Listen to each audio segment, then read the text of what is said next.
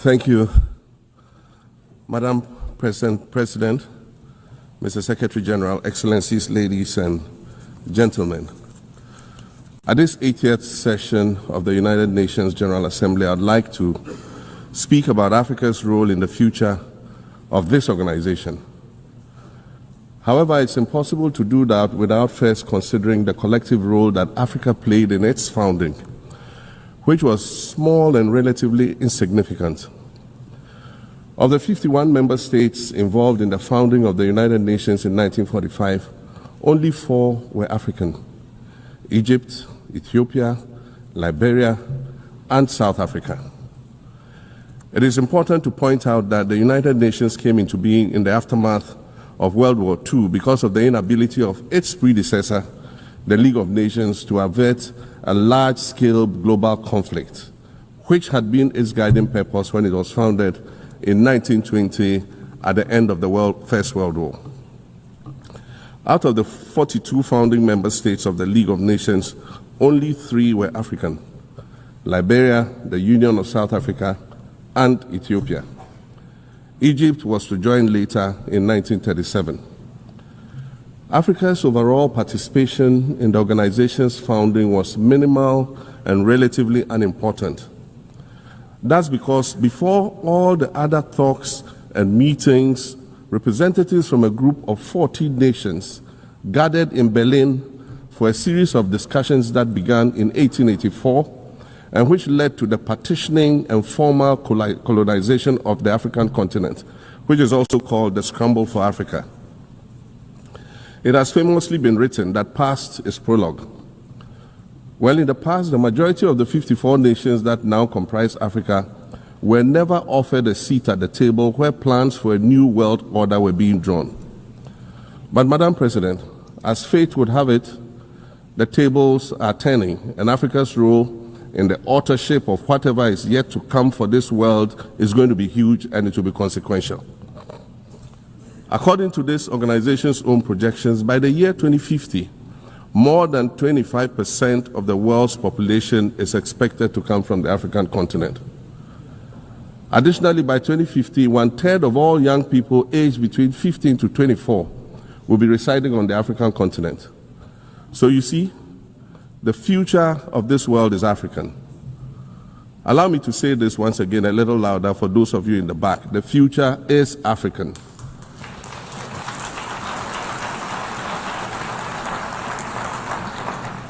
Already today, Africa is a catalyst for human potential and development, as well as for economic reform and ecological stability. Africa is a catalyst for systemic change. If this reality, which is fact-based and straightforward, seems provocative or unsettling, perhaps it's because you are viewing it through the lens of centuries of filters, colonialism and imperialism, and the resulting implicit bias. Maybe you are unaware of the resilience of African nations or their remarkable ability to make a strong comeback just when you think it's safe to count them out. That is what is happening right now in my own country, Ghana. Our constitution limits leaders to 2 4-year terms. In January, I was sworn in for a second term, which, let me point out, was non-consecutive with my first term. Our currency, the Ghana cedi, was rapidly depreciating, faced with rising inflation, a huge debt burden, and low morale amongst our citizens. My new administration settled down quickly and embarked on an ambitious program of comprehensive transformation designed to restructure Ghana's economic foundation and enhance our competitive standing globally. We refer to this process of recalibration as our reset agenda. In just 8 months, we have achieved significant reduction in inflation from 23.8% in December 2024 to 11.5% in August 2025, restoring price stability for our citizens. Additionally, our currency, the Ghana cedi, has appreciated considerably against other currencies, with Bloomberg reporting it as the best performing currency in the world at one point. Our improved sovereign credit rating reflects increasing investor confidence in our economy. And our 24-hour economy initiative promises to transform our economy. And there's a renewed willingness amongst our people to trust that their elected officials have Ghana's interests at heart and that we are progressing together. Madam President, I believe that in honor of this milestone celebration, the United Nations should also embark on a process of serious recalibration and establish its own reset agenda. Since the organization's founding, the number of UN member nations has nearly quadrupled. And quite frankly, it is not the same world that it was back then when the UN was formed. I mentioned earlier that I began my second non-consecutive term as president this past January. My first term ended in January 2017. In that span of time, 8 years, the world has changed with such ferocity. My first days in office after my return felt as though I had just awakened from a Rip Van Winkle-style sleep. Now, no, that was only after 8 years. Imagine then what it will be like after 80 years since the founding of the United Nations. In 1945, the sun had not yet set on the largest empire in history. The most common mode of international travel was by sea. The personal computer had not been invented, let alone made portable. And television, a new convenience, was still in its infancy, albeit in black and white color.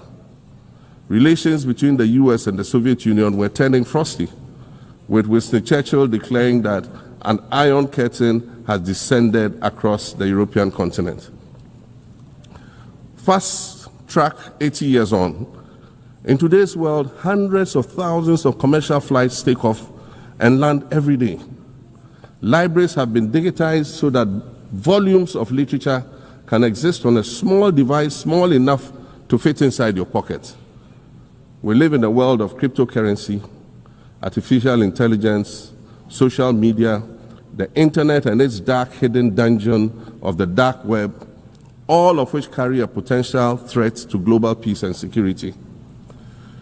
Climate change is real, and we're fighting a losing battle against the loss of Maldives and other island nations to the rising sea level, against the loss of Timbuktu to desertification, and the Amazon forest to global warming and deforestation. Madam President, the UN Founding Charter is outdated when it comes to representation in this August Assembly. The most powerful post-World War II nations are still being rewarded with an almost totalitarian guardianship over the rest of the world. And yet, the first sentence in Chapter 2, Article 1 of the UN Charter declares that the organization is based on the principle of sovereign equality of all its members. If this were true, and was the case, a continent as large as Africa, with its numerous UN member states, would have at least one permanent seat on the Security Council.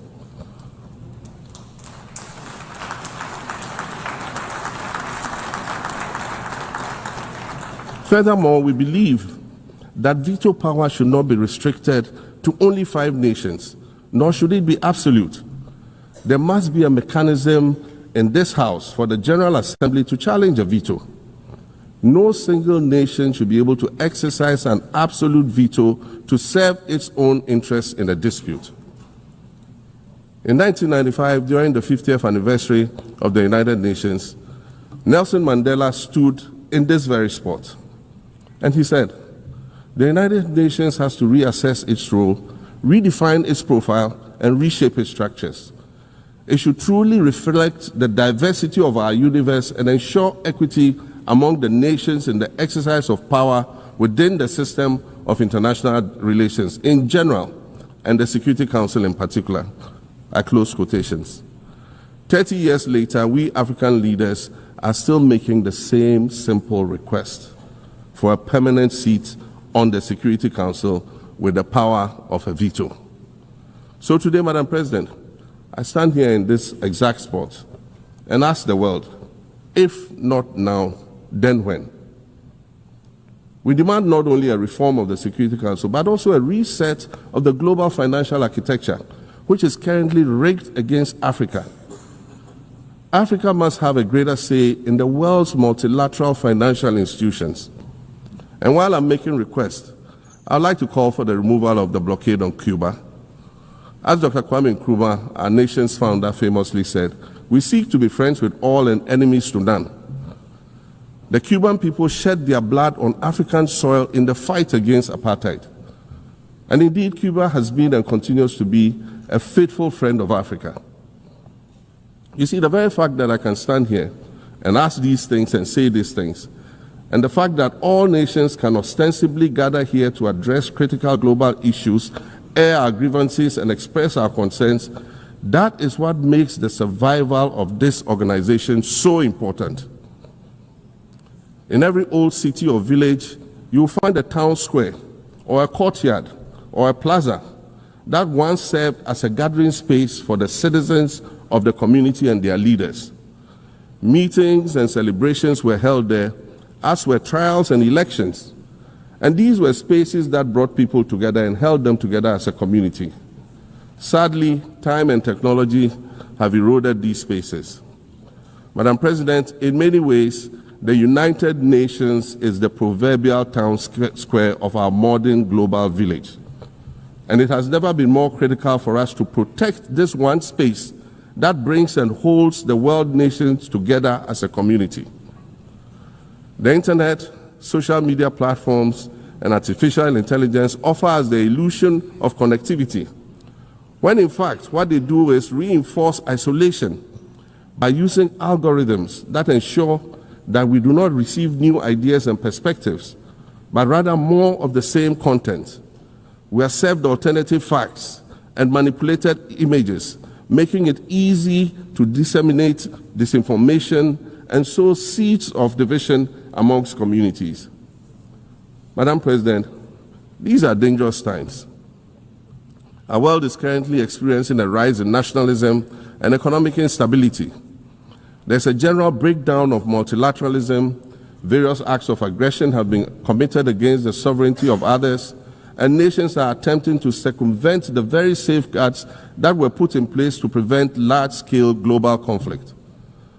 These conditions are all too similar to the ones that led to the League of Nations' failure in fulfilling its mandate.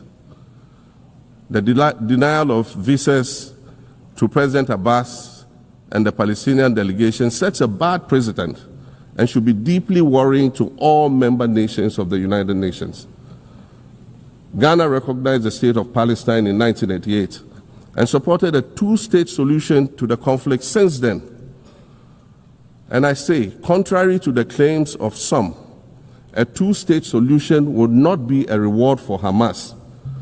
It would rather be a reprieve for the hundreds of thousands of innocent women and children and people who are facing collective punishment and forced starvation for no reason other than the fact that they are Palestinian.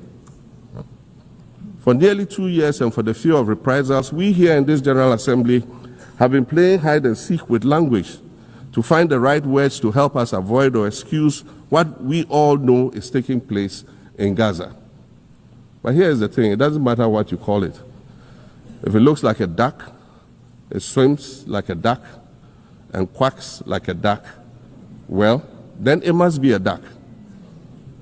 The crimes in Gaza must stop.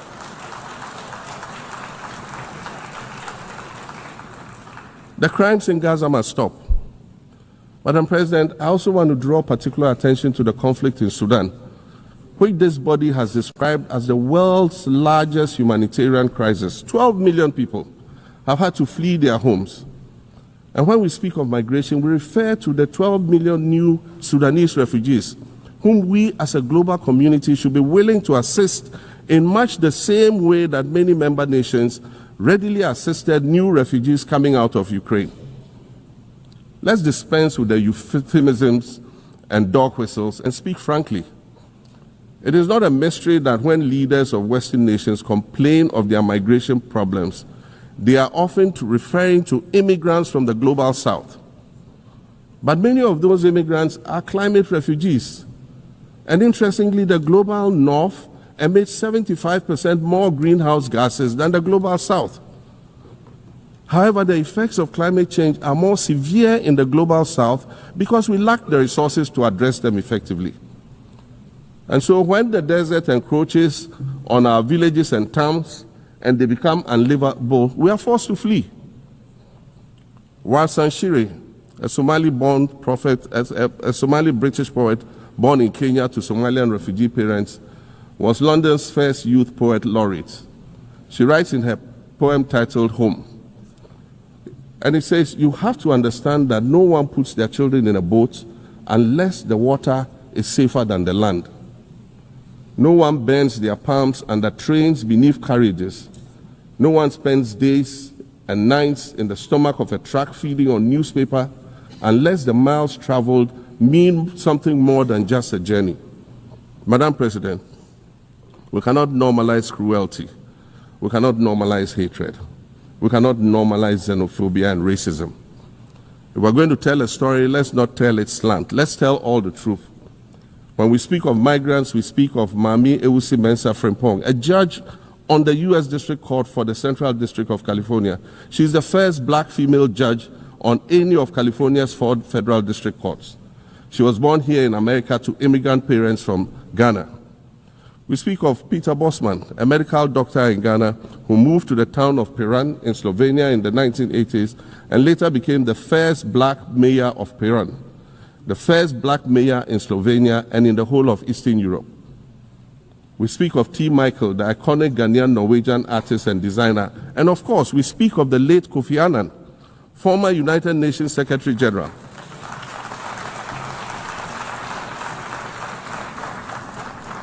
Former United Nations Secretary General and Nobel Peace Prize recipient, who was born in Ghana but spent his adulthood in various places in America and Europe. These are people who have brought great distinction to the countries that they decided to call home. Just as the migrants and the children of migrants before them did, I dare say these are not invaders. These are not criminals. Madam President, the slave trade must be recognized as the greatest crime against humanity. As the African champion on reparations, Ghana intends to introduce a motion in this August body to that effect. More than 12.5 million Africans were forcibly taken against their will and transported to create wealth for the powerful Western nations. We must demand reparations for the enslavement of our people and the colonization of our land that resulted in the theft of our natural resources, as well as the looting of artifacts and other items of cultural heritage that have yet to be returned in total. We recognize the value of our land and the value of our lives, as did our colonizers, as well as the governments that happily paid reparations to former slave owners as compensation for the loss of their property in quotes, and that property for which they received compensation was paid referred to enslaved people who had been freed. Madam President, an increasingly insecure world is witnessing upward spending on defense budgets of bilateral partners and steep cuts in official development assistance. Since July 2024, it is estimated that there's been a 40% drop in humanitarian aid globally. In this era of global uncertainty, Africa must exercise sovereignty over its natural resources to raise the necessary funds to ensure the well-being of its citizens. The days of parceling out vast concession areas to foreign interests for exploitation must come to an end. We'll continue to welcome foreign investment, but we must negotiate better for a bigger share of the natural resources that belong to us. And we must insist on value addition to these resources. We're tired of the continued image of poverty-stricken, disease-ridden rural communities living at the periphery of huge foreign-controlled natural resource concession areas. We're tired of having people extract the most they can from us and in return offer us the very least by way of respect, consideration, and dignity. We're tired of not being represented in ways that reveal the richness and complexity of our history or acknowledge all that we have overcome to arrive here in this liminal space of untold possibilities. Allow me to echo the Indian-American writer Arundhati Roy, who wrote,